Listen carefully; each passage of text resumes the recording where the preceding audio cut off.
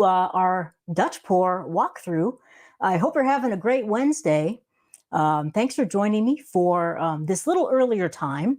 I'm going to switch up the times here and again just to make it a little more convenient for some of our members who are in different time zones. So thanks so much for joining me for this 2 o'clock version, or 2 o'clock my time version anyway. So I'm excited about this one. This is going to be a very fun video, I hope. We're going to cover a lot of things in this one. And I'm going to talk to you about some ways I'm going to be changing things up a little bit because of this technique here. But, well, welcome, Carla. Carla is here. People are just kind of logging in, so I'm just going to kind of chat a little bit before we get started. So thanks for joining me, Carla. Hope everyone's having a great Wednesday. This week is going by very, very fast for me anyway. It's kind of a crazy week, but I'm very excited about what I have to share with you today. The Dutch pour is like a really popular technique. I really love it. It's known by many names. It's known as well, the first time I actually saw like a video or something on the Dutch pour, it was called the air swipe. And so I was like, that's very cool. You know, like you have this thin paint, you're blowing it around with the blow dryer. I actually experimented with a very similar technique to this. Oh my gosh, way back in 2002 or 2001. I was getting into abstracts a lot at that time, and I was doing a lot of different types of techniques with acrylic paint. And one of them happened to be, I had a lot of paint that was a little bit thinner than normal acrylics, but nothing compared to what we're going to be working with today. And so I had a bunch of different colors, and I was blowing the paint around with an air gun hooked up to my compressor. So I was doing something very similar to the Dutch pour way back then. It didn't look very good. I was getting cells though, which I loved, but I loved the way the paint kind of blended and flowed together when you're blowing it with the air gun. So I experimented with that for a while, and then I went on to something else. And then here I am back again, and we're doing the Dutch pour, which Rinske Donna, or Duana, I don't know how to pronounce her last name, but she coined the phrase Dutch pour because she's Dutch. And she really took this to a totally another level. And so everyone's kind of using that name now. It's a very cool name. I like calling it the Dutch pour. But there are many names that it has gone by. The air swipe, a blowout, hair dryer pour, all kinds of different things. But we're just going to call it the Dutch pour. In honor of Rinske, I think, because that's only fair. That's pretty much, what everyone calls it now. But welcome to, we've got some more members that have joined us. Hey, Pat. Monique is here. Hey, Monique. Roxanne has joined us. Angela. Hey, Angela. So I'm just kind of blabbing on about the Dutch pour before we get started. Anyway, so I was kind of experimenting around with it way back, 2001 or two. Then I moved on to other things with acrylics, doing different types of experimentation and abstract stuff. So, but now we're back kind of full circle, which is kind of funny. I was looking for the gun that I actually used. I'm going to try to find it because it's kind of a funky looking spray gun that you hook up to a compressor.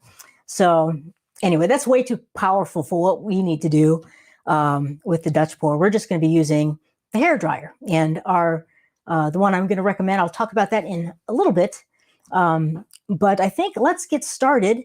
I'm going to quickly talk about, I'm going to change things up a little bit with the way I'm going to be delivering content. I might do this from here on out, but the Dutch pour is such an advanced technique. There's so much I want to share with you that it's going to be very hard to do it all in like 1 or 2 live videos. So what I'm going to do is I'm going to be filming some smaller, short little videos that I'll be putting into the membership. So there's going to be a little paint mixing video, a little with an alternate paint mixing formula. There's going to be, what else am I going to share in there? some blow dryer practice techniques. I'm going to do some little videos on how to create some little blowing tools. So you can do a little more detailed blowing with like straws and little tips and things like that. So all these other extra pieces of content, it's just way too much to jam into one big long live video. It's too much for me, and I don't want to make all of you sit through this, gargantuan video. So I'm going to make little tiny videos, and I'll put them in the membership, and I'll show you where they are. I'll direct you to them. They'll all be in the success path, as well as our topics that we have in our community.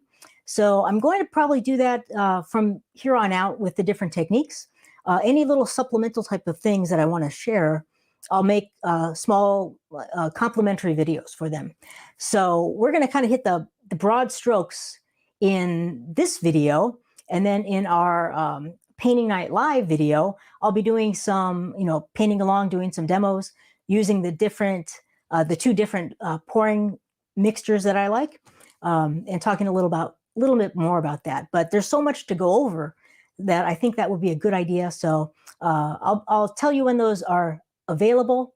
It's probably going to be, next week or the week after, kind of as we progress through this month of everything Dutch pour. So with that out of the way, let's get started with kind of talking about the basics of the Dutch pour, which I'm sure most of you know about. I have a sheet here. This will be available. It's the Dutch pour technique, kind of a quick overview sheet for you that you can download and print out. Just kind of walks you through the kind of the big steps of the Dutch pour. Basically, it comes down to mixing our paint correctly. We're going to be using a very thin mixture of paint, pouring it on our canvas, pouring a base coat on our canvas, either one color or multiple colors in some cases, which would be called a split Dutch pour, is what it's kind of commonly known as. And then adding different colors to that, and then blowing it all around with the hairdryer to make something that's hopefully very beautiful. So that's basically the overview. I know it's a lot more complicated than that, but basically the main parts we have to concentrate on are getting our paint mixtures correct. And I'll be sharing two different formulas with you. And then kind of learning how to control and manipulate our hairdryer. Those are pretty much the two most important parts of the Dutch pour technique. Then, after that comes, colors and color theory and things like that. And we're going to be talking about the color theme for this month with the Dutch pour month. It's going to be a little bit more advanced color theme. It's an actual color harmony. That's one of the classic color harmonies. So we'll talk about that in just a couple minutes, actually. So, and then also I'm going to share with you probably a little later in this video, we'll be doing a little bit of painting. I'm going to be doing some demos on the 5 different ways to kind of blow out your paint. These are kind of the 5 ways I've come up with that you can blow your paint around. They're fairly basic, but I like to have them kind of broken down into, 1 through 5. It makes it a little easier to kind of decide on what you're going to do instead of just let's blow out the paint. Well, which direction? How are we going to do that? So I'll go over these 5 different blowout methods with you, and I have another PDF that I'll share with you when we get into that. So I'm going to be going over a lot of different things. If you have any questions, I'll probably stop in after each of these segments, and I'll take a look and try to answer your questions if you have them. So let me just take a look. We've got some more people. Sonia has joined us. Hey, Sonia. Deborah is here. Awesome. And Donna is here. Hey, Donna. Cool. We've got a full house, which is awesome. Thanks again for joining me at this earlier time for this video. And Monique says you can pronounce Rinske Donna's last name as Donna. Well, Monique would know because she's from around those parts. Thanks, Monique. So yeah, Rinske is great. She kind of, coined the phrase, Dutch pour, so that's what we're going to go with. It's a cool name, so why not use it? So, all right, I'm going to flip. Hey, McLovin is in the house. Hey, Robert. And Tracy is here. Hey. So we've got a jam-packed house, which is awesome. So let's get started. I'm going to go over, first thing, the paint mixing formulas. I have 2 of them. I'm only going to be using one in this video for the demos, and then in those supplemental videos and during like the painting night live, I'll be using the other formula as well. But I don't want to overwhelm everyone with way too much info. So we're just going to be looking at my favorite one, which I have coined or named the Mega Cell formula, because I usually get a lot of cells, so I call it the Mega Cell formula. Why not? So I have a paint mixing chart that I've created for you that you can download. And I'll put all these in there later today or tomorrow in the membership. But let's flip over. I'm going to flip the camera and I will show you our paint mixing Mega Cell formula. So here we go. Let me switch over here. All right. Well, first of all, this is the Dutch pour technique, kind of the overview sheet right here. And it's probably hard to read on this, but this basically a little description of the technique, a little overview of the 2 mixing formulas right here, a little guide on the paint consistency. But again, we'll be going over that in detail in some supplemental videos to show you that in detail. That's very important. And then here's kind of a step-by-step kind of, I forgot to change that. So that'll say Dutch pour walkthrough. So whoops. Just ignore that. Let's put Dutch pour there. Okay. All right. So anyway, that's kind of a little overview. And then a couple little tips and tricks down here. And we'll probably talk about that a little later on today. So here is the first paint mixing formula. This is the Mega Cells formula, which is what I called it. I usually get a lot of cells. I love cells. And I also like Dutch pours with no cells or very few cells. So I have 2 different formulas. So basically the formula is Floetrol in paint and some water. So in this one, we're going to be using 2 parts paint, or 2 parts Floetrol, I'm sorry. 2 parts Floetrol, 1 part paint, and then 1/2 part of water. So and then here is the kind of cheat sheet guide. So if your part size is, say, 1 ounce, we would be using 2 ounces of Floetrol, 1 ounce of paint, and then 1/2 ounce of water. And let me, a little note on the water. That is, the 1/2 part is pretty much the starting amount of water. For a lot of colors, that's all you would need to add is the 1/2 part. But some colors are a little thicker, and some brands, depending on the color and the brand, you might have to add a little bit more water just to get the right consistency. But I always start with a 1/2 part. And also, you don't have to add that all at once. You could add maybe a 1/4 part if you want, or just a little squirt, mix that in, and then a little bit more. You could be a little more conservative if you wanted to, adding the water, just so you don't get it too thin, which is what we don't want. But it is a pretty thin mixture. Here's one of the paint mixing guides, or the measuring guides that I've made using our 5.5 ounce cup. So I have a little 2 here. This is a 1 ounce part size that I've created. I've labeled it Dutch pour, just so I know what I'm doing. So I have 2 ounces of Floetrol, 1 part of paint, and then 1/2 ounce right here of water. And so that's for a small amount of paint. And I also have one that I've made for a large amount of paint. So this is a 4 ounce part size right here. And let's see, so that would be 8 ounces of Floetrol, 4 ounces of paint, and then 2 ounces of water. So this would usually be for my base coat, so a white or a black, or if I'm going to make a colored base coat like a blue or a red or a purple, whatever the color might be. This is for a larger amount. So that is using a 4 ounce part size. But again, all of these are right here, this kind of cheat sheet guide for you. So you would know the amount of Floetrol, the amount of paint, the amount of water based on the part size you use here. And also this over here will tell you the total amount of paint that you're going to end up mixing. And that'll help you determine kind of how much you need let's say if you're doing a really big painting, you might need 14 ounces of paint. So your part size would be 4 ounces, which happens to be this one right here. So it's just a handy guide to keep with you while you're mixing up your paints. I've got here's a little note on the water. And this is basically what I mentioned. I start with the 1/2 ounce or 1/2 ounce, half part size, excuse me. And then you might need a little extra water if it's a little thicker paint.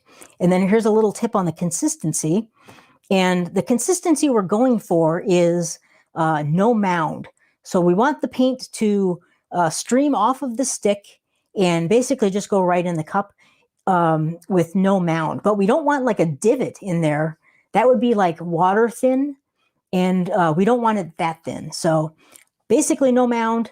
And again, if you have like that tiny little triangle where it's streaming off, you're probably pretty good. That or if it goes like kind of right in the cup and doesn't leave any divot or anything, you're in good shape. So, but I'll go into detail and show you some examples in those supplemental paint mixing videos. All right, and then a little tip on the base coat right here. I mix the base coat the same as I mix all the other colors. So there's no difference in consistency. I like the base coat to be just as thin as all of the other colors. So that is our paint mixing formula. Now I have another one of these that has the no cells formula. And basically the difference with that is there's no Floetrol in that formula. Instead, I use a pouring medium, and I use mostly paint, some pouring medium, and then water. And the pouring medium that I've used, and I like quite a bit for the Dutch pour, happens to be this Sargent Art pouring medium. This is a pretty affordable pouring medium. It's relatively inexpensive. You can find it on Amazon. That's where I get it. It's made in the USA. It's not a premier pouring medium. It's not as good as Liquitex, but it's a lot cheaper than Liquitex. It's cheaper than the Artist Loft pouring medium or the Deco Art pouring medium, and it works really good. So quickly, that formula is 1 part of the Sargent's pouring medium, 2 parts of the paint, and then another half part of water. Half part or a little more water. So, but we'll get into that in the supplemental videos, and I'll also demonstrate that in our next live video, which will be the Painting Night Live. But and then also you can get a very glossy finish. It's not super glossy, but it's much shinier than the Floetrol finish. And again, it minimizes the cells, which I kind of like. So it's a different formula. If you have done the Dutch pour before and you're used to mixing your paint just with water, that is fine too. I'd recommend using a little higher quality paint for that. Probably the Liquitex Basics would work good with that, or the Amsterdam, like the Amsterdam paints. That's, the common paint that, Rinske uses is Amsterdam, but Liquitex would work as well. So, but those two they're higher quality paints. So you can, and you're not going to be adding a lot of water to these.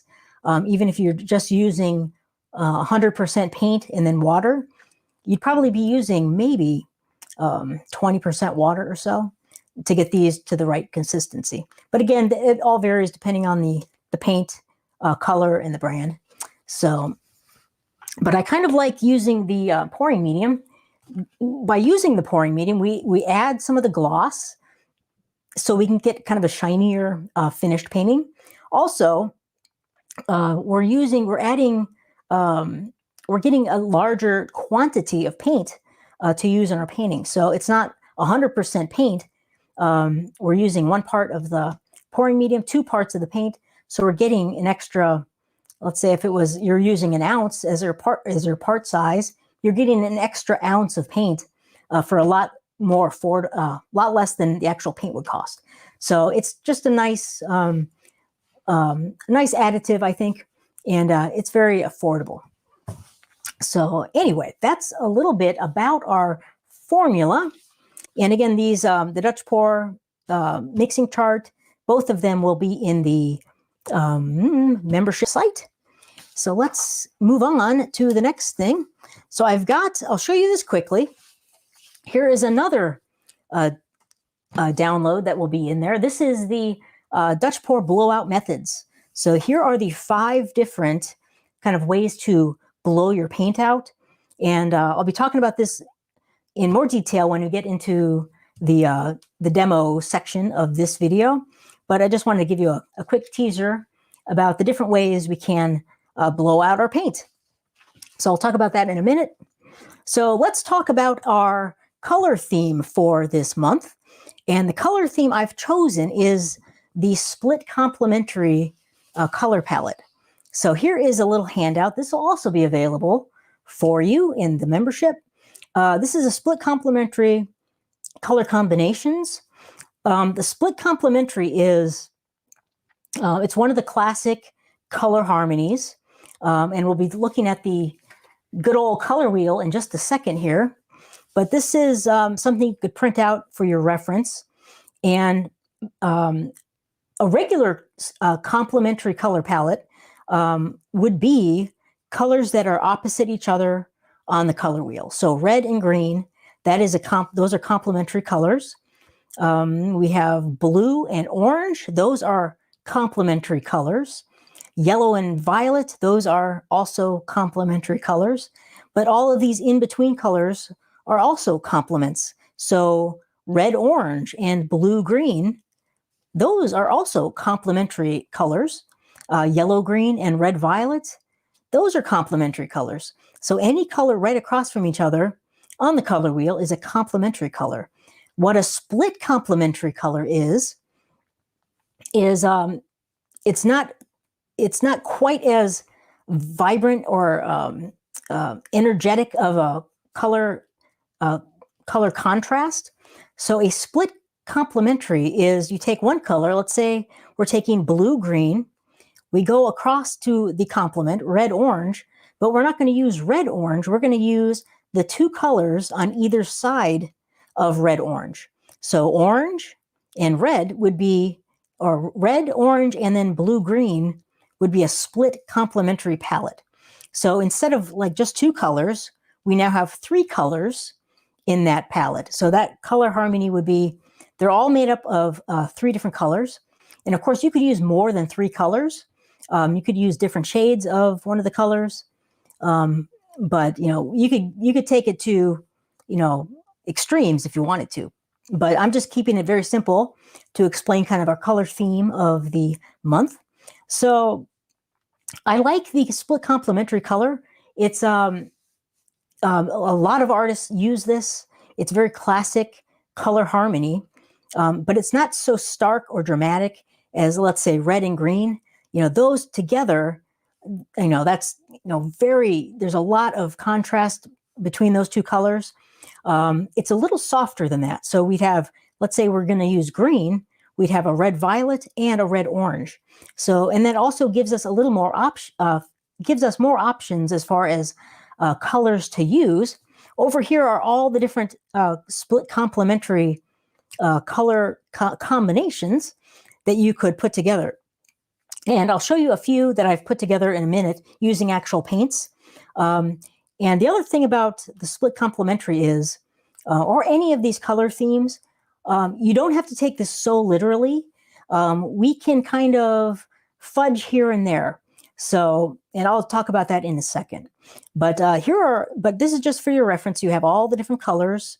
And if you just take a look, let's say violet, I want to use violet as one of my colors. So if I go across from violet, yellow is the complement, but I'm not going to use yellow. I'll use yellow orange and I'll use yellow green. And all these colors work very well together. You can get some mud if you're using this in, say, a flip cup pour or a ring pour or something like that. All these colors mixing together can create some mud, and it might create some muddy colors with the Dutch pour, but we have a little bit more control with the Dutch pour, as I'll show you with one of the split complements that I'll be using today. So that is a little overview of the split complements. Let's take a look at the color wheel here. This is one of my old color wheels. And right here we have something called a key color. So you could use this to pick the color you'd like. So let's say I'm going to flip this around to, let's say, blue. So let's say blue, I want that in my color harmony. So I'm going to use blue. Let's take a look at the opposite of blue is orange. And the split complement would be red orange and yellow orange. So that would be a very warm dominant color palette. So because we have two warm colors and then one cool color. Well, let's say I wanted two cool colors and just one warm color. Well, in that case, you could say I want to use, you could just flip this around. Let's say I still want to use blue, but then I'm going to go over and what's next to blue? Blue violet. Well, we could have blue violet opposite yellow orange, and then so that would be our one of the colors, and then violet over here would be the split complement. So we can kind of go at it from two directions. You can pick either the one color and then use the two opposite colors, you know, or if you wanted to use, if you have a color you wanted in mind, let's say I have my heart set on, and I have a, let's see, let me grab it here. I have got a, no, where did it go? Here it is. I've got my set on, my heart set is on using Payne's Gray. I love Payne's Gray. I want to use it in my painting. Well, let's say, okay, Payne's Gray, what color is that? It's basically a blue color. It's like a very dark blue. So here I am on blue. So I'm going to use blue. Now I can decide how am I going to fill out this split complement color scheme. Well, I'm going to use this one. I'm going to use blue. So I could either go to the green side and use a green, or I could go over here and use a violet. Well, I love purple, so I'm going to use a violet, I think. So let me grab a violet. So here's a brilliant purple. That's going to act as my violet color. So I'm pretty happy. I've got my blue here. I got a violet here. Now, what do I need to fill out this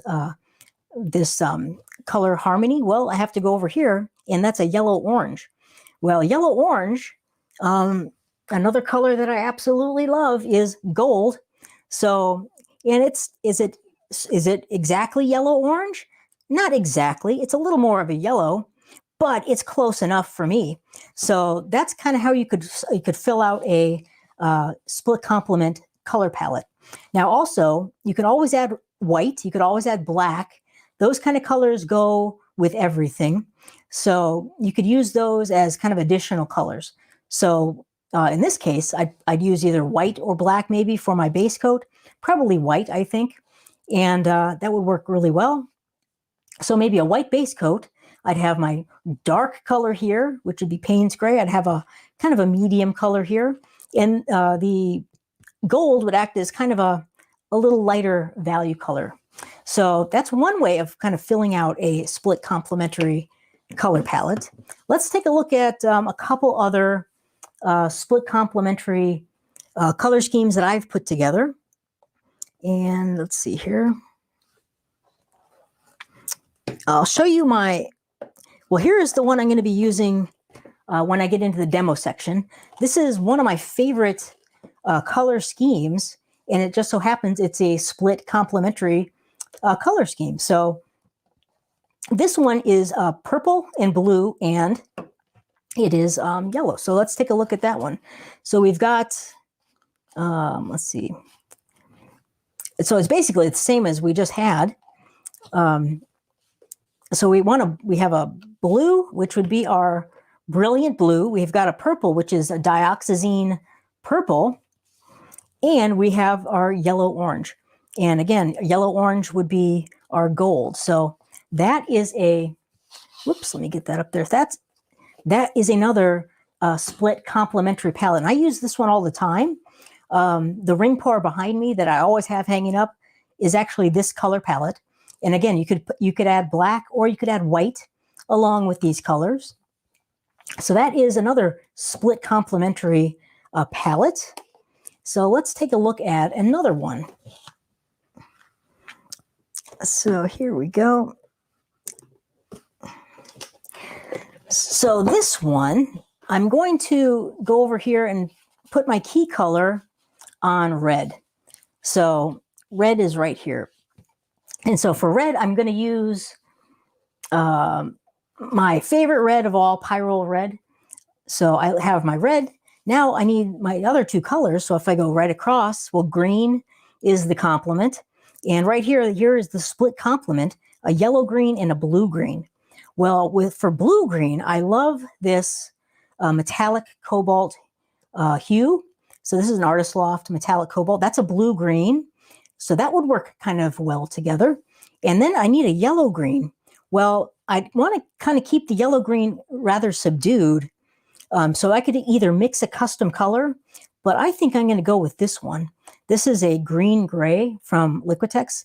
So it's not exactly perfectly like a yellow green, but it's fairly close. So there's a lot of leeway here with our colors. So it is, it's green and there is yellow in this. It's kind of an olivey green. So those two colors together would look pretty good. The red will make this a very interesting color scheme. And of course, black we can use. This might be a cool Dutch pour if we put it on a black base coat.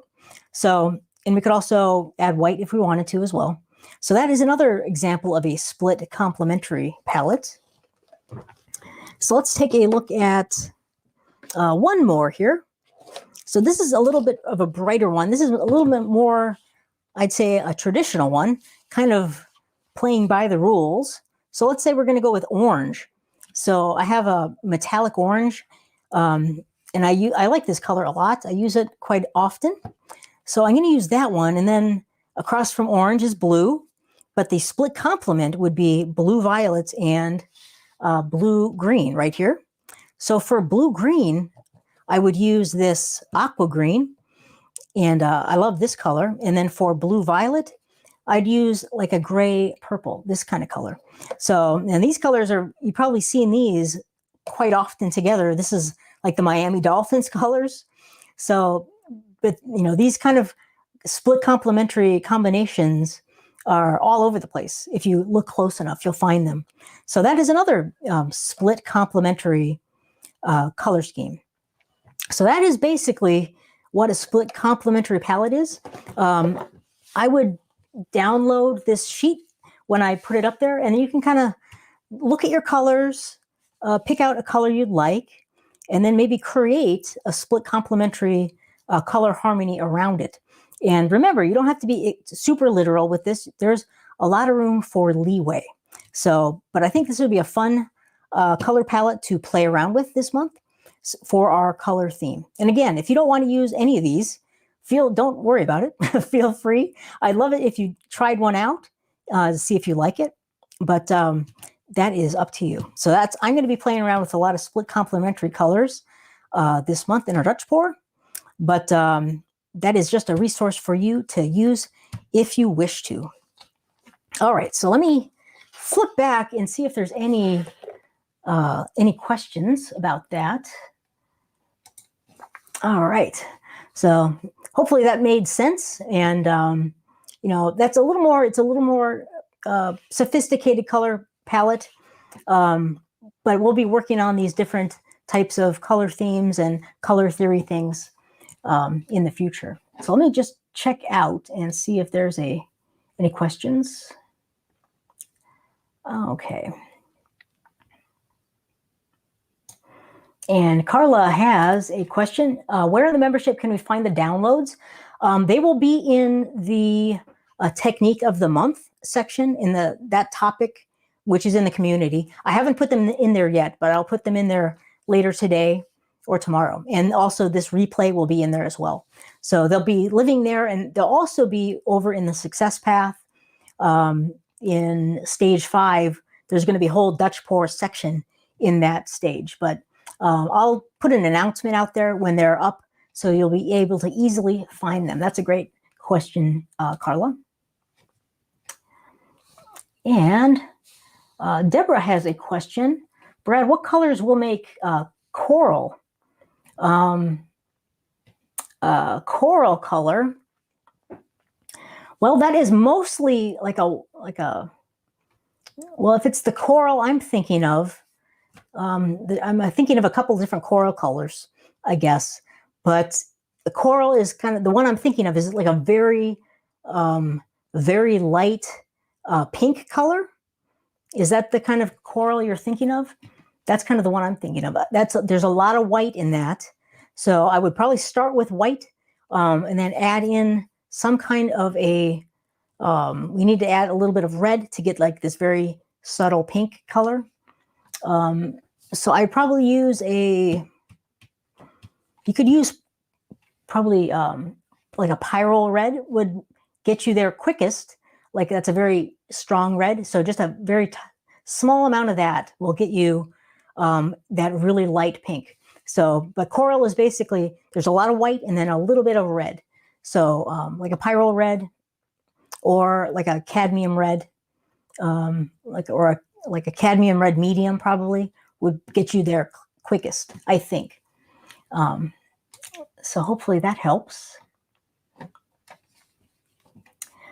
Donna here is asking, I have very hard water, so I have a water softener. Will the salt in my water affect the paint mixture?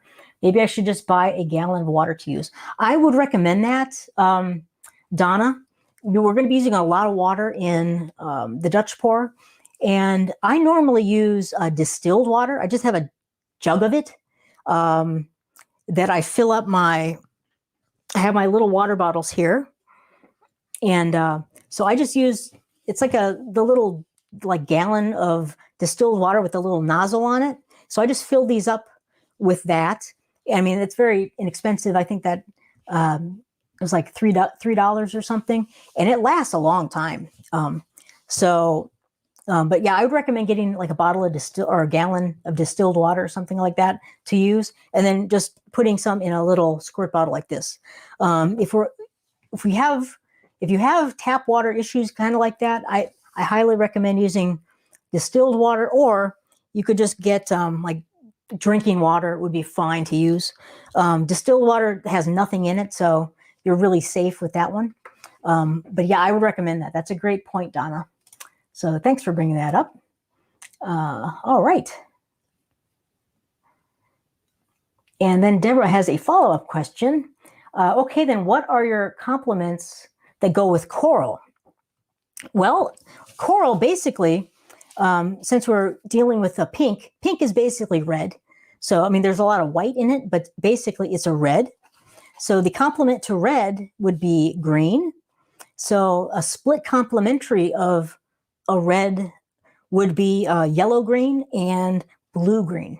So you could use a whole variety of different types of blue greens, yellow greens, along with that coral color.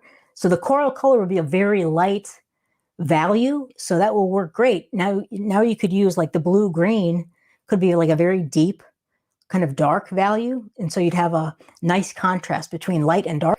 And then the yellow green, depending on how you mix that up, could be somewhere in the middle. One interesting way you could mix a yellow green would be to use gold, would be kind of your yellow, and then you could mix in a little bit of like a metallic green as well, and you get this really beautiful kind of soft foresty green. Deco Art makes a green called festive, is it called festive green? Which is a very beautiful kind of yellow green, yellow goldish or greenish goldish. What am I trying to say? Yellow green metallic. But you could kind of make it yourself if you wanted to. But hope that helps. All right. Cool. Okay. I don't have any other questions at the moment, so let's move on and let's do a little bit of painting. So I'm going to clean up all my colors here really quick. And let me let's flip the camera. Let me get rid of some of this stuff. So I have mixed up a couple colors. I have got a lot of white, and I've mixed up one of my split complements, and I'll show you that in a second. Remove all of my things.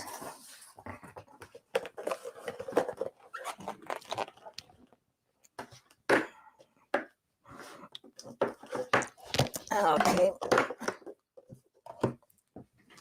All right. Let's see here.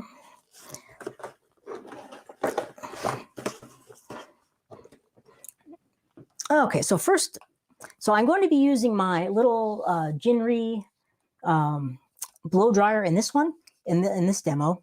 The big one is, I'm going to save that till the pouring night, I think. But this one will work just great. And I'm using this more and more. I just really love it. So I'll be using that one. Now, let's see here. Let me get my canvases. I've got so much stuff I have to put away.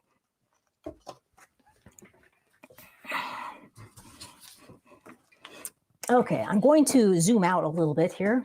I'm going to be using these, I think, 10 by 20 long canvases. It's just going to give me a lot more real estate, I think.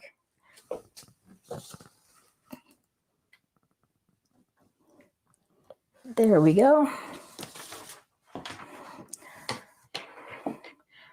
Okay, that looks pretty good.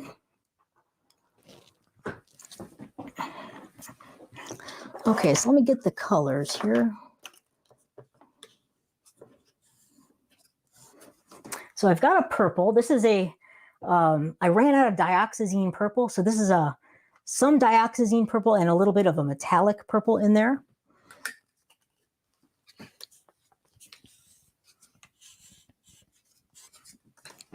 Here is a brilliant blue, one of my favorite blues. I love that one. And then my gold, of course.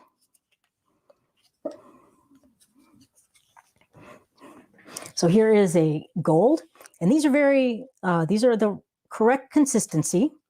They're ready to go. And let's see, let me grab I've got my white right here.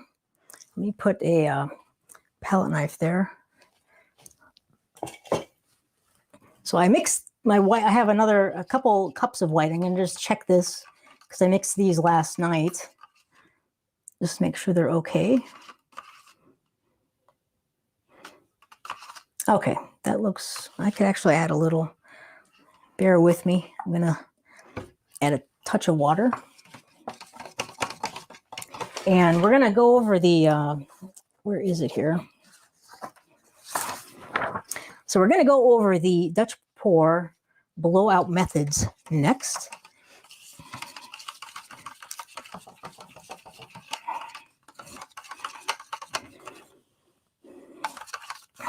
Okay, that's much better. So I came up with these. I mean, these are nothing, revolutionary or anything, but I find it's nice to know, kind of systematize things and break them down into like simple steps. So we've got 5 different ways we can kind of blow the paint out. So number 1 is kind of the puddle method, I've named it. This is kind of the standard Dutch pour that you've probably seen many, many times, where you create a small puddle of colors, and then you can blow that out in any direction you wish. Usually you're picking 1 or 2 different directions to blow your paint, but that can be blown in any direction, really. So that's kind of the puddle method. Number 2 is what I call the right angle method. And when we're adding lines of color to our canvas, they can be straight lines or curvy lines, any sort of line. The right angle method is we're blowing against the line, so kind of at a right angle towards the line. And you could blow up or back. it's up to you depending on what you want to do, but we're just blowing across our paint lines in kind of right angles. And number 3 is, I call it the tree branch method. And this one is we're blowing the paint from our paint lines at some kind of an angle, kind of a rather severe angle. So like a 30 degree to 40 to 45 degree angle, blowing our paint out in either direction. And we could be blowing it doesn't have to all go in one direction. We could be blowing it out at an angle one way and then going and blowing it out at an angle another way. But that's kind of, you've probably seen this many times, the tree branch method. And you can create some beautiful flowing, flowery type of shapes with this sort of blowing technique here. Number 4, we have, I call it the stream method. And with this one, we're actually kind of blowing it out in kind of in the direction of our paint lines. So it's a very slight angle, but it's blowing kind of downstream or upstream, if you wish. You could think of it kind of like a lake or a river. We're blowing at kind of very gentle angles, but kind of in the direction of our paint flow. And then number 5 is a combination. So we could take any of these previous methods and add them together. So we could have like a right angle method. We could have a tree branch method down here. We could have the stream method. Or we could even pour some puddles and have like the puddle method. So I just broke down the way you can blow out the paint into 5 kind of easy ways to remember. So if you print this out and keep it close to you, it's just kind of a mental refresher on kind of how you're going to handle blowing out the paint. So I think it makes it a lot easier when you have like these different types of techniques or ways to blow it out instead of let's just blow it out into an interesting composition. This kind of breaks it down into a little bit simpler steps. So this will also be available for you to print out in the membership. So what I'm going to do is I'm just going to do some demonstrations of these different blowout methods. So I'll start with number 1, and I'll probably kind of combine a couple of different things. I've got 3 of these canvases, so I'll kind of combine them on these different canvases just to kind of demonstrate the different blowout methods for you. So let's do that. I'm going to put my gloves on first.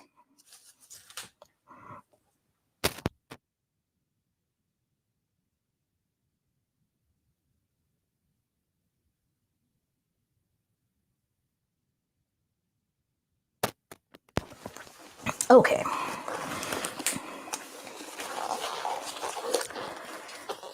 All right.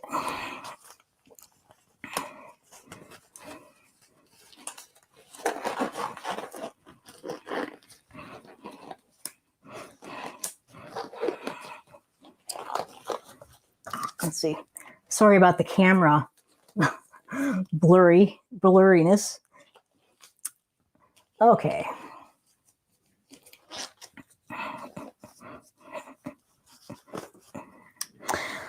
All right, so let me move this out of the way.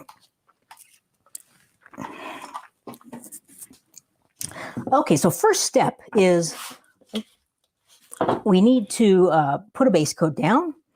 And for the base coat, I'm also putting together a chart, kind of like a Dutch pour coverage cheat sheet, very similar to the canvas coverage cheat sheet, where I'll give you a basic quantity of paint that you need for a base coat to cover different size canvases. So I'm still working on that one, but I think that'll be very helpful just as a kind of a reference. So you don't need to mix up like a massive amount of paint, or you're not short of paint. That's the worst, is having not enough paint. But I think that'll be very helpful. So I'm going to just pour on kind of a big wide stream of paint there. I know that's probably hard to see, but let me blow it out here. I'm going to just blow this on low. My little blower will be on low speed.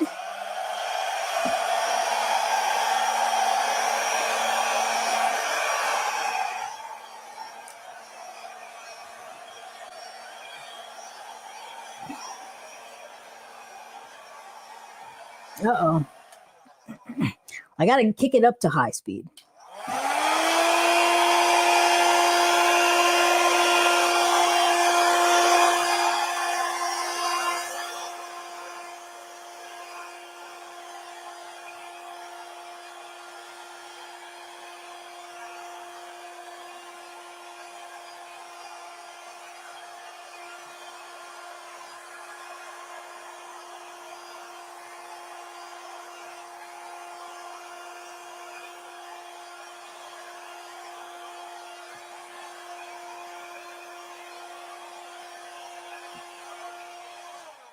All right. So my base coat is a little too thick. I have to add a little more water to it. I'll do that on the next painting. So, but it's good enough for now. I like it to be a little more fluid. When it's more fluid, it spreads a lot easier. But it'll work for this demo, and then I'll thin it down a little bit. I do have some air bubbles here. So if you have air bubbles, you can you can pop them with your torch. I'm going to just kind of forget about them for now. It doesn't really bother me. But let's work on the puddle method first. So with the puddle method, you can just, what we're doing is adding small amounts of paint, in a puddle, obviously. And then we can blow it out in kind of any direction we want. Now, one thing I like to do is pour some paint in these small bath cups, and then you can pinch them, and you have a nice little spout you can pour out of. Makes it a little more convenient, and you can control the paint better. You can also add some white in here if you wanted to. You could just also use your stir stick if you so incline. So I'll just add a little more blue, and a little pink goes a long way with the Dutch pour. So less is more usually when we're adding our paint. There we go. Now with the puddle pour, I usually like to do a blow over, and the blow over can create a lot of cool cells. So I'm going to put a little of my white paint in one of my little cups.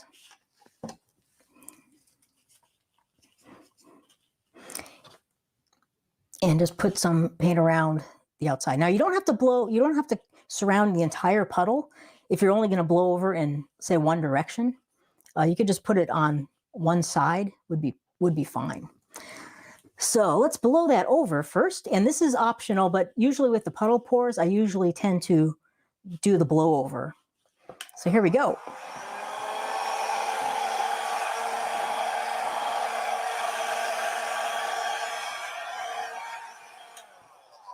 Okay, so that's good enough. You don't have to get all of the color completely covered with the white, but now we have to decide how we're going to blow this out, what direction.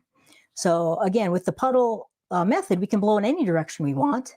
So I think I'm going to blow maybe up this way, and then maybe down, maybe at an angle. So like up in an angle, and then maybe back this way a little bit. But that's what we will do to get started. Then things can change after we kind of get the initial paint blown out the first time. Let's give it a shot.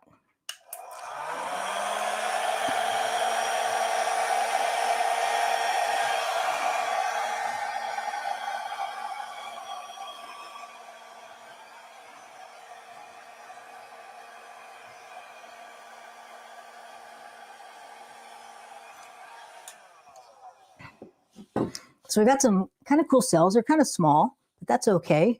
So we've got a lot of paint right here, and I've got a lot of white here. So I'm going to kind of gently maybe blow this over into the corner. And this amount of paint here, I think I'm going to blow that out this way. So once we kind of, do our first couple blows, then we can adjust, see what's happening with the painting, and then continue on. So, and then kind of decide what we're going to do later. Again, you can stop and kind of assess these things. You don't have to do all of this at once. It's not a race. I know a lot of people, a lot of videos, they just start and blow and blow and they're done in like 5 seconds, but it doesn't have to be that fast. You can take your time and think about it a little bit and not have to feel rushed. So let's continue on. I'm going to blow this one over this way and then over here a little bit and see what happens.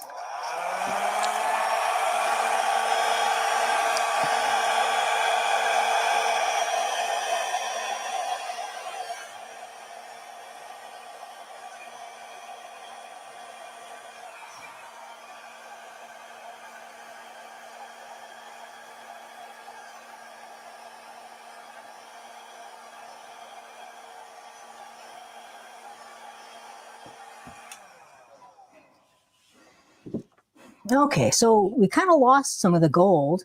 It's kind of hiding under there. But that can happen with the gold. We have some little hints of it here and there. But I rather like that blowout.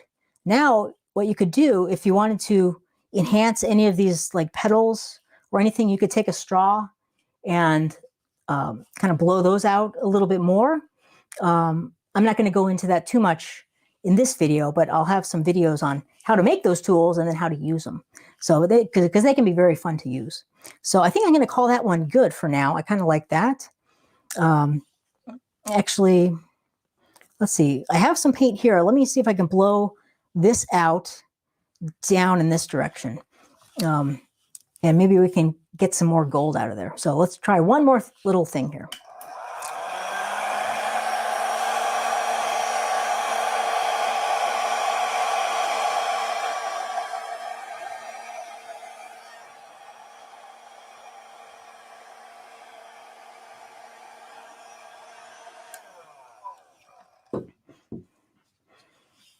Well, that's cool. We didn't get any more gold, but I quite like that. I like the kind of the white center. I think that's kind of cool. But that's basically the puddle method. You can blow in pretty much any direction you want, and then expand on that as you go, kind of after the initial blow. So let me put down some more color here, and we'll take a look at. Let me flip this around.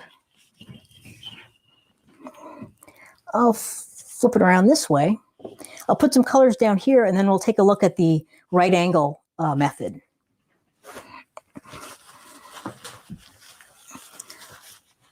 Okay, I'm going to put some purple in one of my cups.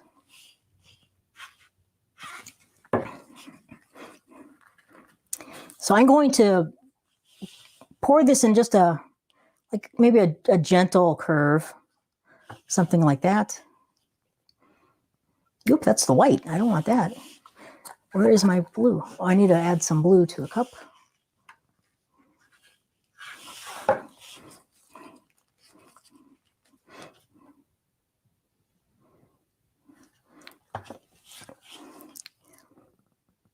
And I'll leave the gold on top. Maybe we can get some more gold popping through there. So that is quite a bit of paint, actually. It's probably a little too much, but we'll go with that for now. Now, on all these methods, the blow over is really optional. You can blow over if you wish, or you could blow over in just a section. So why don't I'm going to just blow over one section here. Maybe this second half. I'll do a blow over here, and you can see what that would look like. And then here, I will leave it without the blow over. So let's do that first.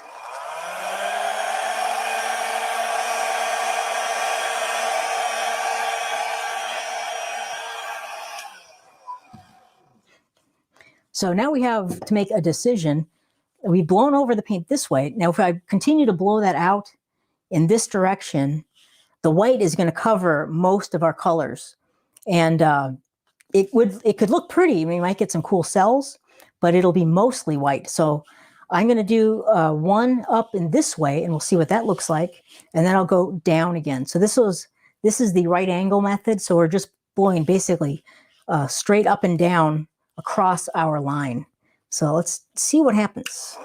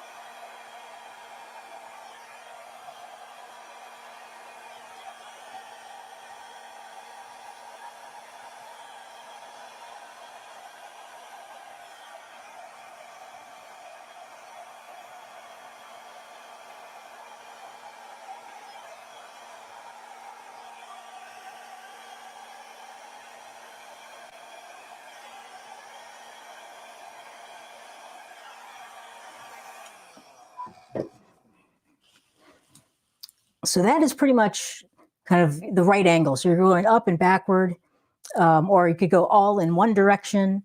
It's really up to you, but we're blowing across our paint line. So we got some cool cells happening up in here.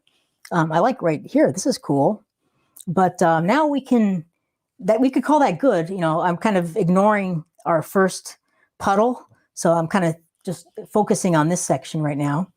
I quite like what's happening there. Or we could expand on that. We could try to blow out a little bit more. That's really, you know, up to you. It depends on what's happening in the painting. We got a lot of gold in this one, which I really like. So I'm going to try blowing this out a little more right here. And maybe another area right down here. Let's see what happens with that.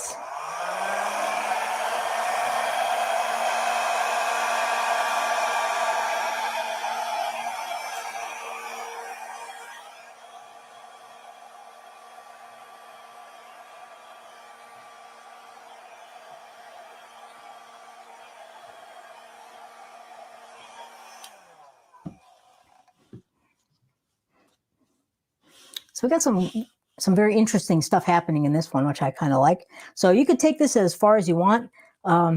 After you blow it maybe twice, you're risking kind of muddying things up.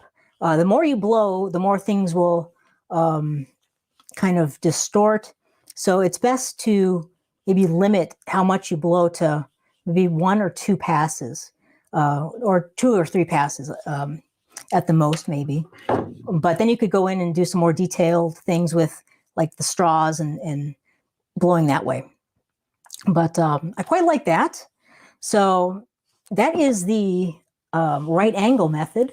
So I'm going to move this one and get another canvas. So I'll be right back.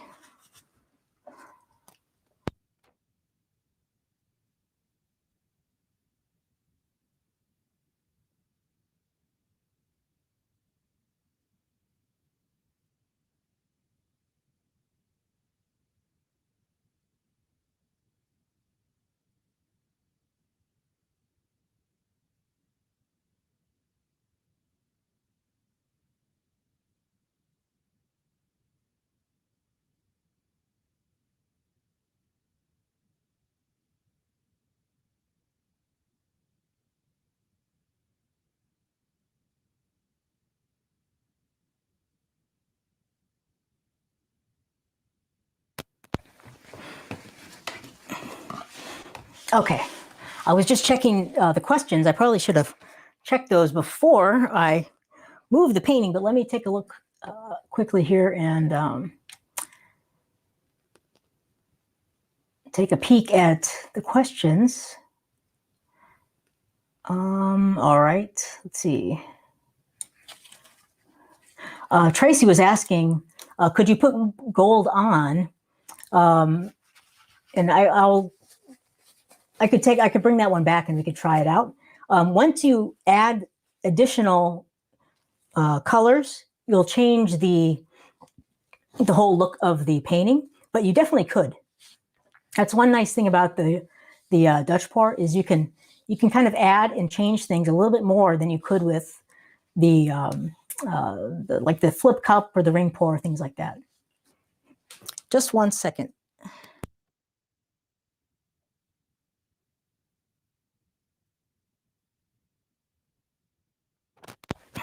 Sorry, I had to get a drink of water. Oh my gosh. Okay. All right. Monique says, tip, make sure you don't have things around the canvas that can fall over when using the blow dryer. I've had cups of paint fall over the canvas and, oh my gosh, roll of kitchen towels ruin the painting. Yes, absolutely. That's a great tip, Monique.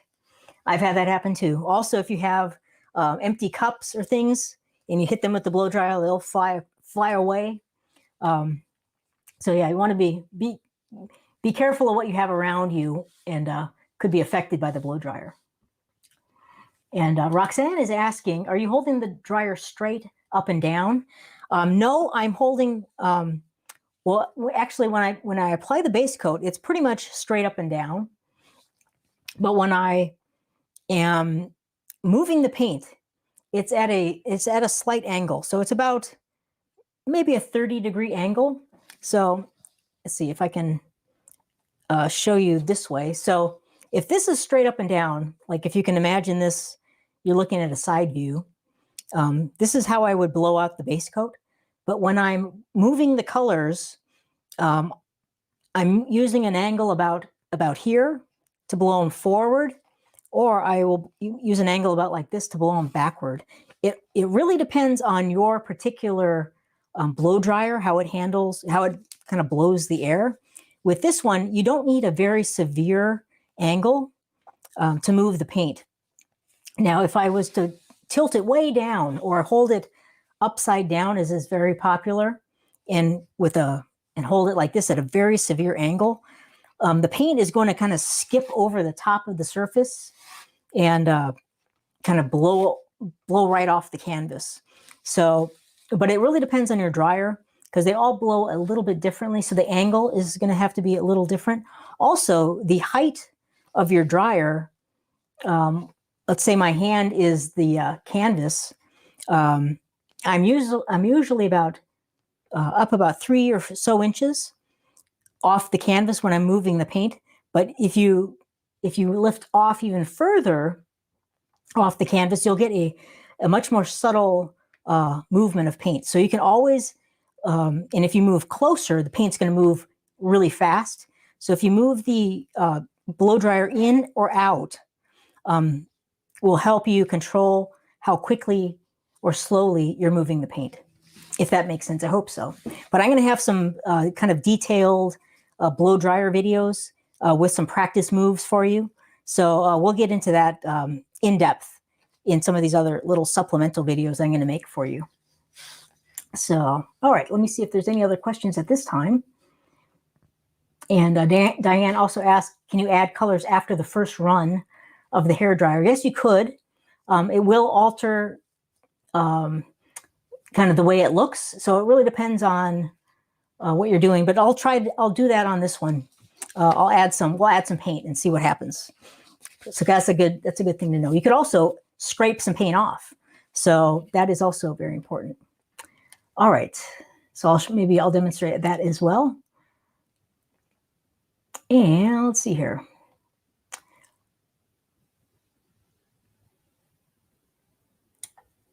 And Lynn says, I did one this size today and should have waited. I think I blowed too much. Yeah, you can definitely over blow the paint.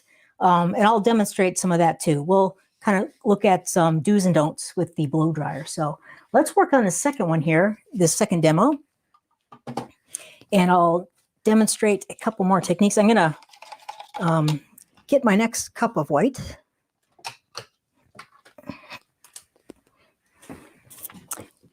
And I think I'm going to make sure this one is thin enough. That last cup was a little too thick. This one is looking much better. Okay. So I'll put that over here. So here goes the base coat. And again, I'm going to try to blow it on low. If you can blow it on low with this little dryer, your paint is just the right consistency. So let's see what happens.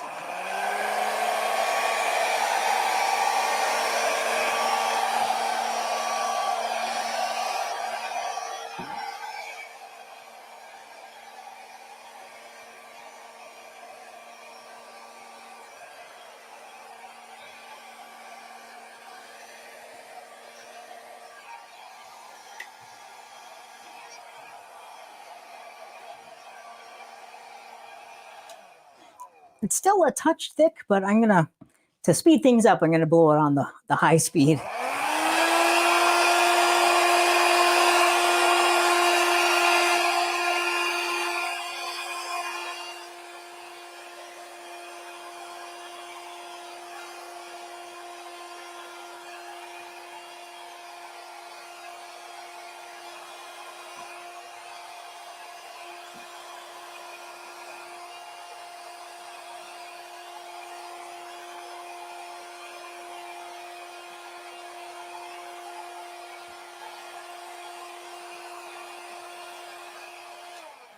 Okay, sorry about the noise with that. I know it can be annoying, but all right. So the other thing you could do is kind of even out your base coat a little bit. It's pretty fluid, so it'll kind of self-level itself, and as you go. All right. So next, I'm going to put a long line down the center here. I'll maybe move it, make it kind of an interesting kind of wavy line.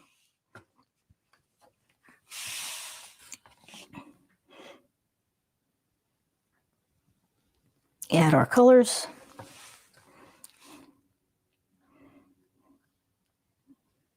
So this is really just one band of each color that I'm adding. And that's plenty right there of paint to move in across this whole canvas. You really don't need a ton of paint to get a really beautiful Dutch pour. And in fact, the more paint you use can kind of muddy up the way it blows out. So I think less is definitely more in this case. So now let's see, let's take a look at our sheet again. So we've gone and we've done the puddle method. We've tried out the right angle method. Let's go and do the tree branch method and also the stream method here. So I think on the top of the canvas up here, I'm going to do the tree branch method, more severe angle. And down at the bottom of the canvas, down in this section, I'll do the stream method so we can kind of see both at once. All right, let's try it out. Now we can also, if we wanted to blow over, we could. I'm going to just leave this one without any kind of blow over so we can kind of see what that does, what kind of an effect we have there. So I'm just going to focus on this top section first. Here we go.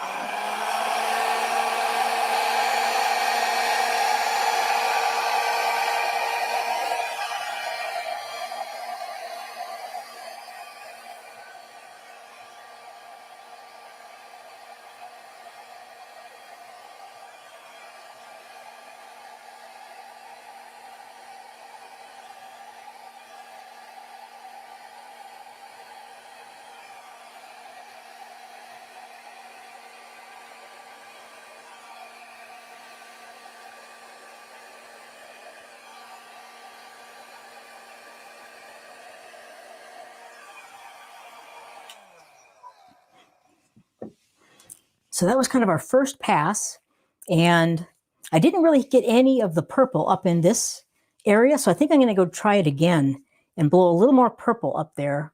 So this would be more like a second pass, but I like kind of what's happening there. I really like all these interesting edges that we can get, and I like to take the paint over the edges in areas and but leave some of this cool negative space. So I'm going to try that one more time and blow, see if I can get some purple shooting up in this side of the canvas.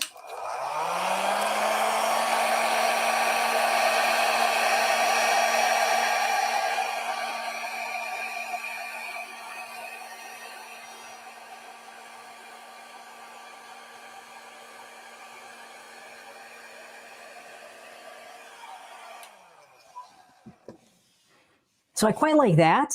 We just made some more interesting edges, but we got some purple kind of flowing around up there. So now I don't have any blue down here though, or gold really. So let's add a little more.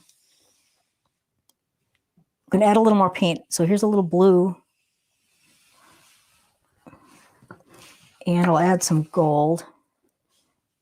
Actually, I'll add a little more purple too, maybe. Just a little bit.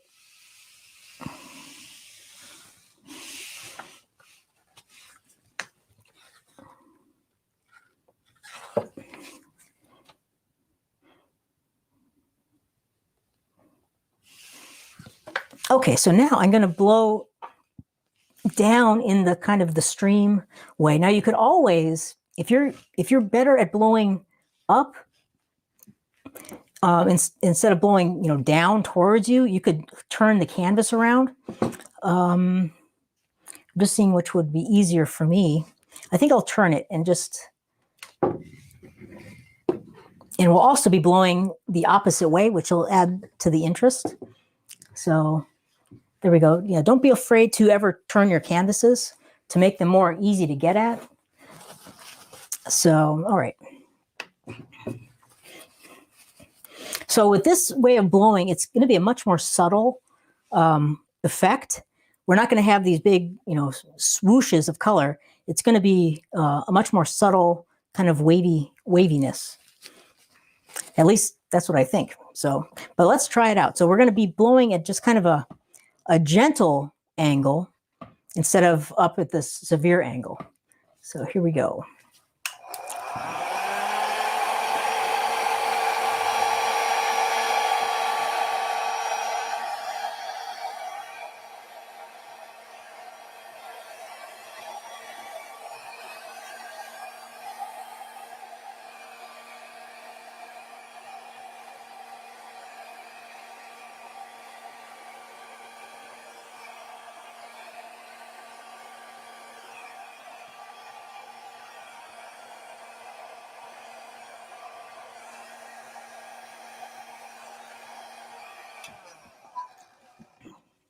So that created some very cool cells in there. And it's just more of it looks kind of like a stream. It's a little more subtle and the colors kind of blend together a little bit more because we're not blowing it so much into the white.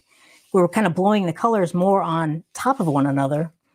So, but at this stage now, we've done kind of the stream method there, but now we could also add some of the, tree branch blowouts as well. So let's try that. We can combine these things up. We don't have to stop at just one. We can continue to add more techniques on top of the others if we wish. So let's try to blow some of these out a little bit more.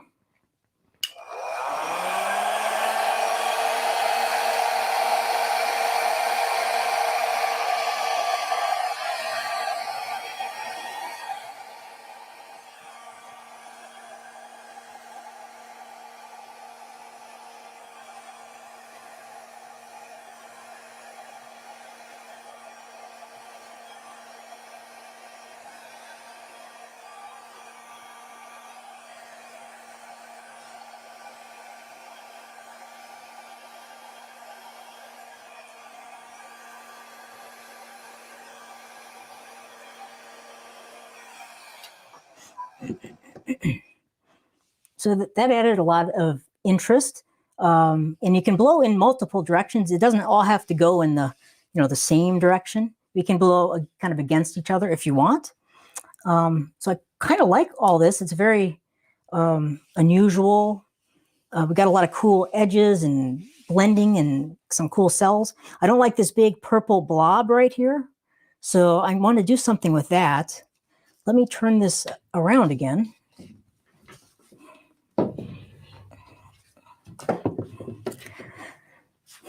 So that would be a good thing to blow with our straw.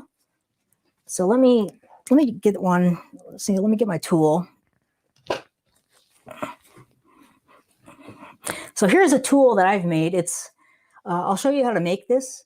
This is just a piping tip, like a cake frosting piping tip. And I've just bent the edges down. I've narrowed it down. Oops, sorry. And then just stuck it on a straw. And so we kind of created our own little mini air blower. So, but we just blow through this one. So I'll show you how to make one of these. So I'm going to just try to blow out this purple shape right here. I don't really like that, and see if I can make it a little more interesting.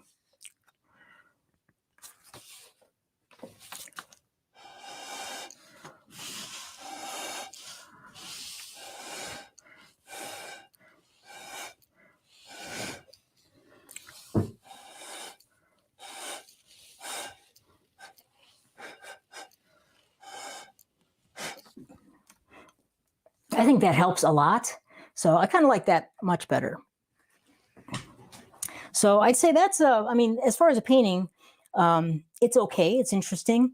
I'm mostly just showing you the different ways of blowing the paint around, but I quite like what's happening here. So now let's say I didn't like this area. Let's try to take something off and then add some more paint. So let me get my palette knife. I'm going to, like, I don't like this section, so I'm going to just scrape this off.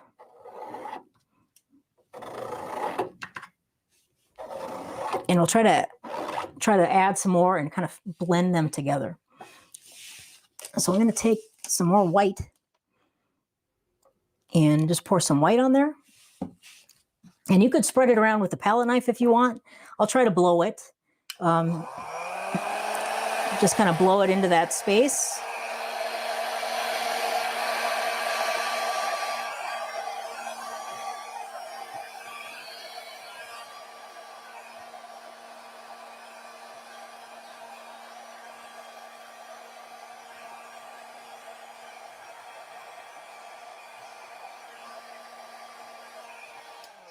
Okay.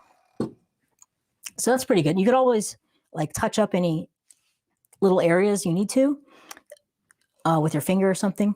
The most important thing is to make sure we have a nice connected barrier of paint here. There's no gaps, but this is all blended nicely together. So now let's try to add something and then try to blend it in with the rest. So I'm going to basically do the same thing. Maybe I'll pour some purple on there and a little bit of blue and a little bit of gold. And let's blow it out this way and see if we can tie it all together. Here we go.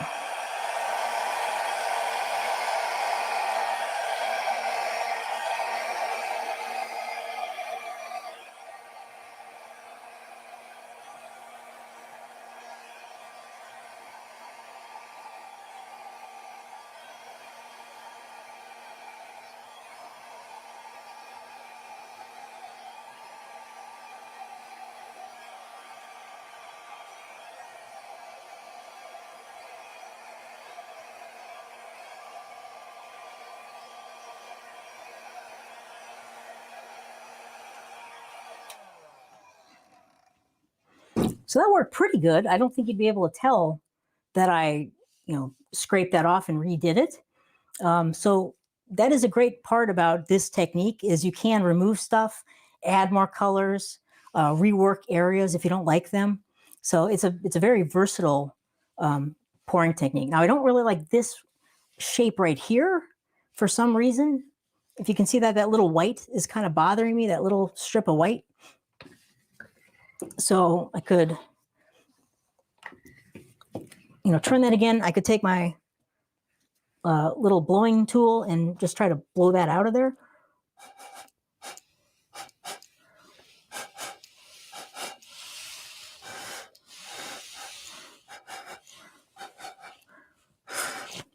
So it didn't blow the white away, but it at least made it a little more interesting. Kind of flows together better with the rest of those shapes. So that I think is a pretty cool demo painting, a little demonstration. We got a lot of cool cells in here now, which I really like that. So, well, that is the stream technique and the tree. What is it? What did I call it? the tree branch method. My gosh. Okay. So I'm going to move this one out of the way, and we'll actually let me look at the questions and see if there are any questions first.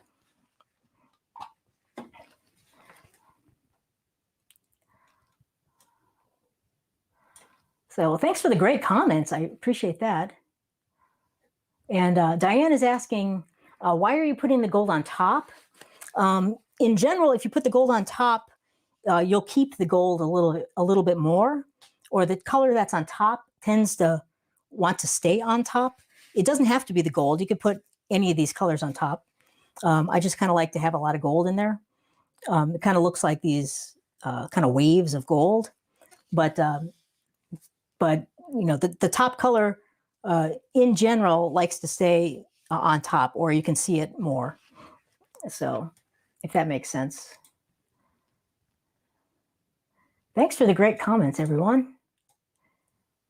All right, so no other questions. So let me move this one and we'll get into our last demo.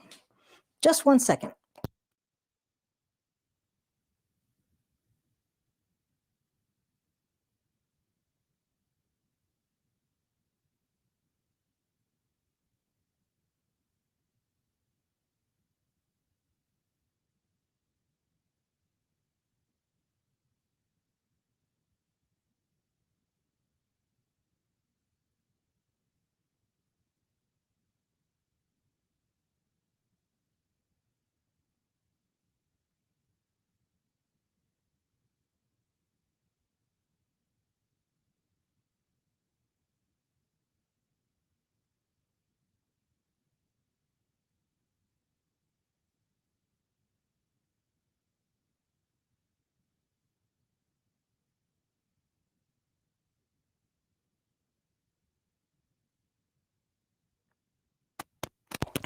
Okay, here we go.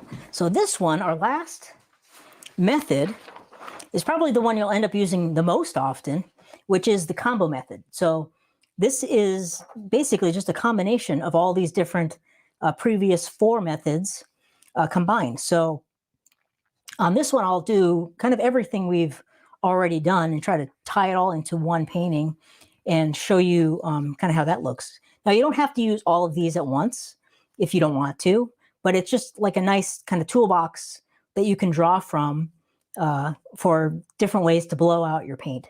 So let's do this one now and see what happens. So let me put a base coat down. I'm going to add a little more water to this.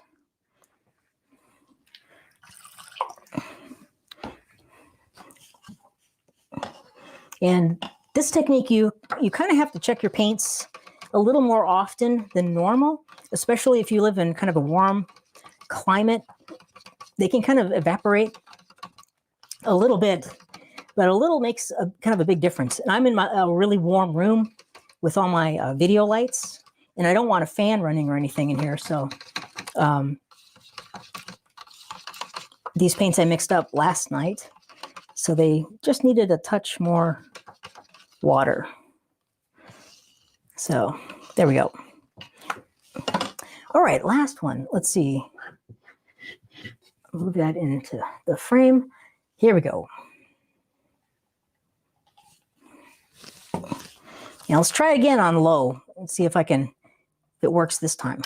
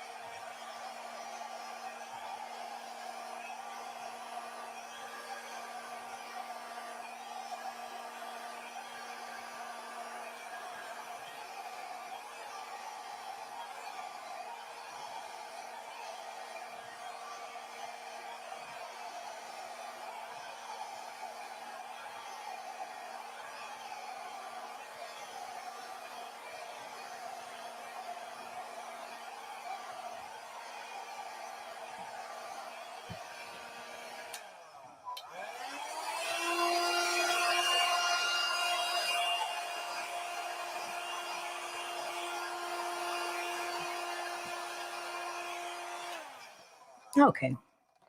That was pretty close. That was pretty close.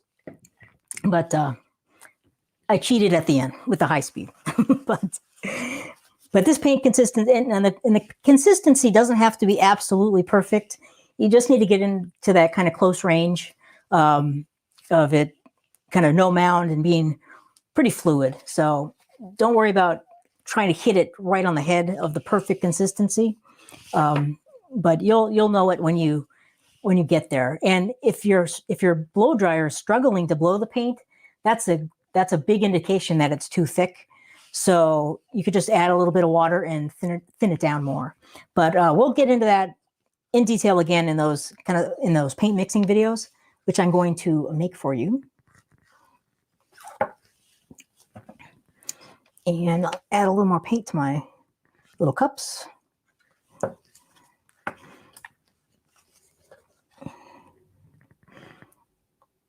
Okay, so this one, let's try, I'm going to try something a little different. Let me put down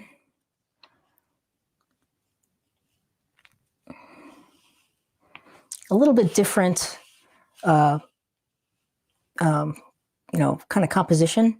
And I'm going to do more of a puddle down here. So kind of a linear one and a puddle one kind of together.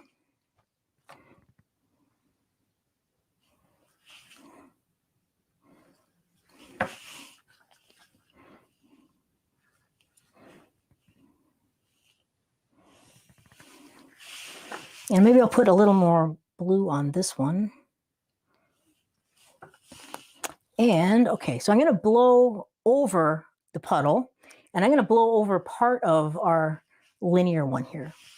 So the puddle I'll blow over this way. And I'll blow over this way, maybe half of that, and we'll see what happens. So let's see here. Okay, here we go. Blow over time.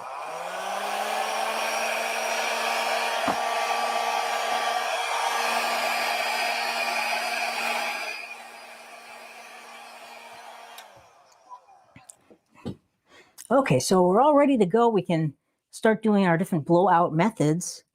I'm going to start maybe on this side and do the right angle. And I'll go up and back.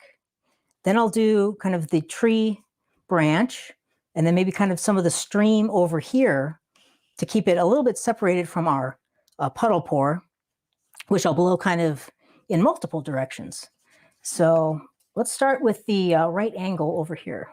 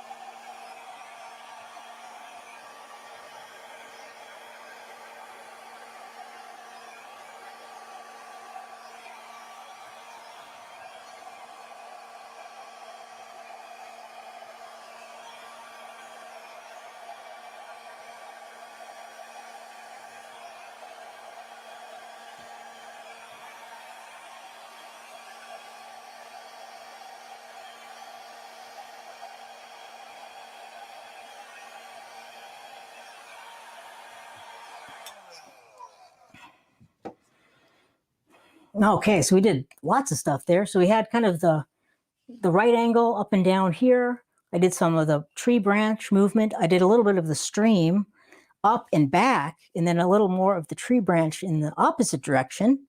And then down here, we did kind of multiple directions on the puddle pour. So that was kind of our first go around. I do have a lot of paint right here that I kind of want to blow maybe in this direction.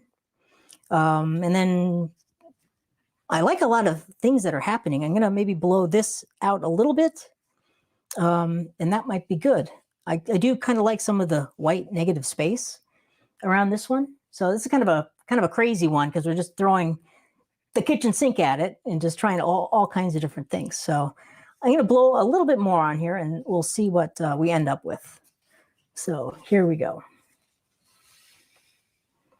And oh, Donna's got a question. Let me answer this one first.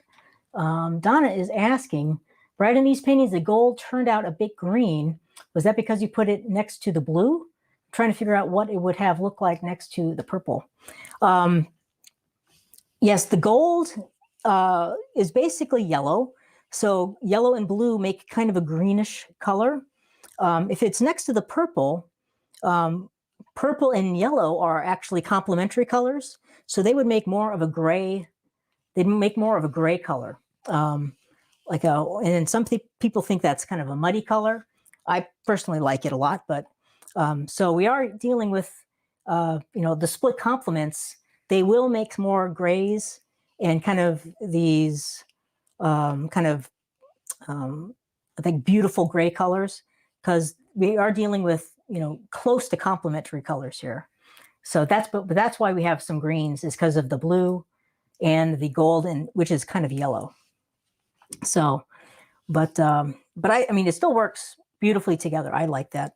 I like the blending of these colors a lot. So let's see. Okay, let's try to blow this out one more time and see what happens.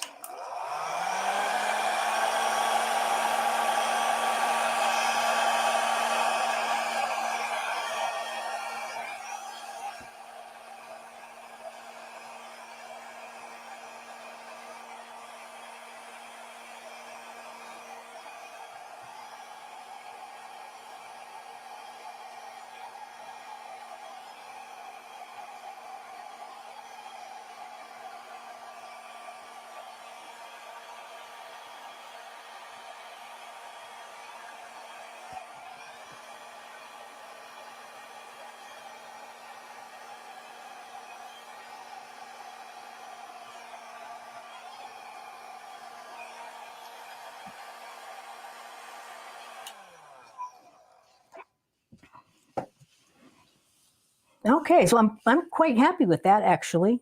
We've got some, like I really like this purple passage right here. We've got some cool gold cells happening. We got a lot of blending. So, but we are limiting. Another thing about the split complementary palette is we're limiting these colors to like 3 or 4, but they all work well together, which is nice. So we will get blending and things, but it's all harmonious because just of the nature of the colors in the split complementary color schemes. Usually, I mean, we are fudging the rules here and there, but in general, they all work pretty nicely together. So well, I think I'll call that good. I think I really like this area over here where we had our puddle. So it's kind of a fun painting with a lot of stuff happening in it. So let me see if there's any other questions. And I'd say this is about, so that's our last demo. And then I will be getting to work on these supplemental videos for you. And I'll be adding the PDFs today to the membership. And then also, we'll be doing more painting next week when we have our painting night. So let's see if you have any other questions, please throw them in the comments and I'll be happy to answer them. I'm going to flip the camera back now. Here. Hello again. So that was fun. I think we made some kind of cool paintings. I hope it was helpful just seeing the different ways to kind of blow out the paint. So if you have any questions, let me know.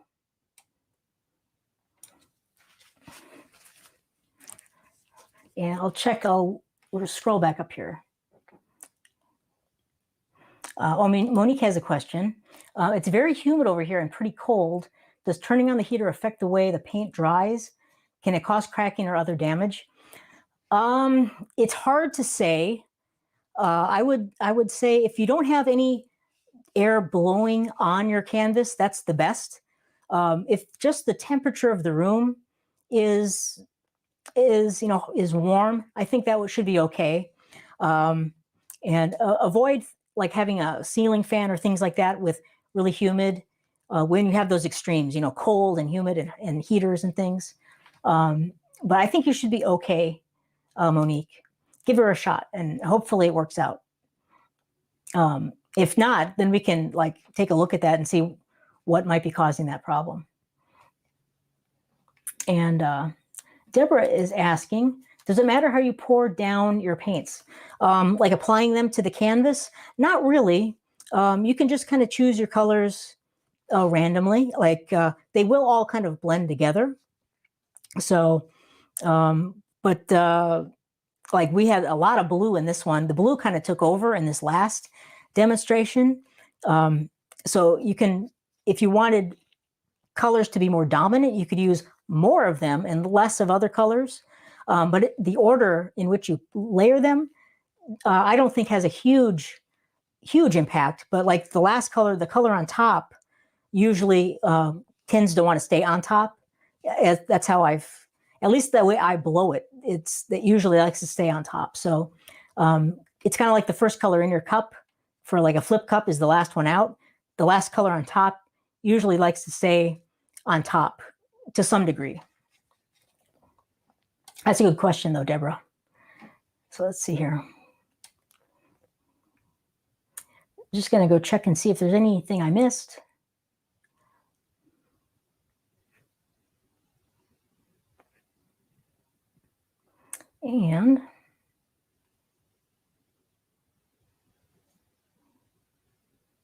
Diane asks, so the paint sitting in the cups, do they start to dry out and get thicker and thicker? To a very slight degree. I wouldn't let them sit out like for hours. Always try to maybe cover your paints if you're going to be going somewhere or leaving. But like in my room in particular, it's pretty warm. But you know, these paints are fairly like all the paints I've mixed, the colors I mixed this afternoon or this morning, and they're fine. I don't think I needed to add any of those. The white I mixed last night, and I don't know if I put in enough water anyway last night. So, but I just added a very small amount. Like a little bit kind of can make a big difference with your paints. So, but it's nothing to worry about in like an hour or 2 hours. You should be fine. But don't leave your paints for like all afternoon and then come back. They will get a little thicker, but they also might develop like a skin on top because the paint can dry on top. So always cover them with a lid or the cling wrap paper or the press and seal, Glad press and seal stuff works awesome to keep the air out of your cups. But that's a great question. All right.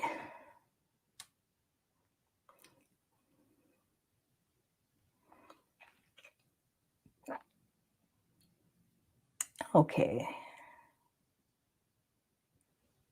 So I'm not seeing any other questions at the moment. But I see, thanks for all the great comments. I really appreciate that. So awesome. Well, if there's no other questions, I think we will wrap it up for this Dutch pour walkthrough. So just really briefly, I'm going to be putting in the PDFs I'm going to put in are the Dutch pour technique. I'll show you to them really quickly. Let me grab them. So the PDFs are the Dutch pour technique. This is kind of like the overview of the Dutch pour. And then we have our paint mixing chart. We'll have 2 of these. This is the mega cells formula. We didn't get like massive mega cells today, but usually I get quite a few cells. And then also the no cells formula that will be in there. I will have the little split complementary color scheme for you. And also the Dutch pour blowout methods, the different ways we can blow out our paints. Those will all be in the membership. If you go to the community section, and we have the technique of the month, they'll all be right in there in a post I create about the Dutch pour. So, but I will be adding, and I'll send out an announcement when those are in there, so you can all go check them and download them. Any last questions? Donna asks, do you strain your Floetrol? Absolutely, yes. That is a vital step. And there is a video in, I believe it's in the Success Path Stage 1 in the supply list. I can't remember exactly where I put it in there, but it's a video on straining your Floetrol. So, and how I do it using paint strainers, but and rubber bands. It's very, very important. So I would go check that out. But I strain all my Floetrol. And Angela is out. Thanks so much for joining us, Angela. And have a great rest of your Wednesday. And but yes, Donna, check that out. How to strain Floetrol. Really quickly, I'll show you. Here's one of my Floetrol bottles. I usually buy the gallons and then pour them into my smaller quarts. But I have a little strainer on here. It's a paint strainer. You can find them at Home Depot or Lowe's. This is like a 1 gallon paint strainer. And I cut a small square of that, stick it on top, double up a rubber band and put on the nozzle here, and then just cut off the excess strainer part. But there's a video that goes through all of that. But yes, that's a very important thing to do. Otherwise, you can get clumps in stringy bits in your Floetrol.